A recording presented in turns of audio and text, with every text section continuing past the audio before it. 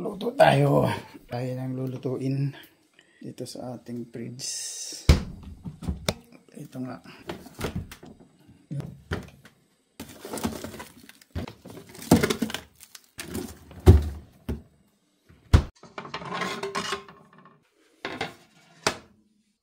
Naisipan ko nga gumawa uli ng beef steak. Ayan, magpapakulo ako ng konting tubig. Painit muna tayo ng kalan.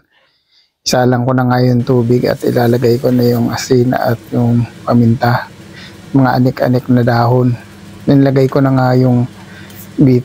Pinakuluan ko siya ng konti, mga 5 minutes lang siguro to. Tapos ayan, tinuyo ko nga siya muna bago ko siya piprituhin. Tinuyo ko muna siya ng konti at nagpainit ako ng mantika.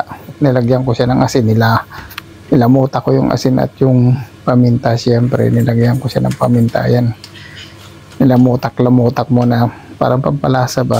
Tapos yun nilagay ko nga sa mantika na kumukulo hanggang sa yun brown na yung kabila.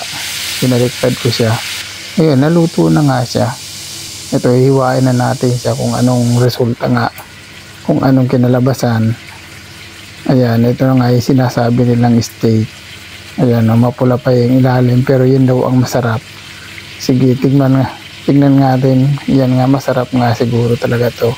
Luto yung ibabaw pero yung ilalim yan medyo napakuluan na kasi yan. Kaya tignan nyo yan. Lagay na natin sa plato. Siyempre lagyan natin ng konting gulay, lettuce.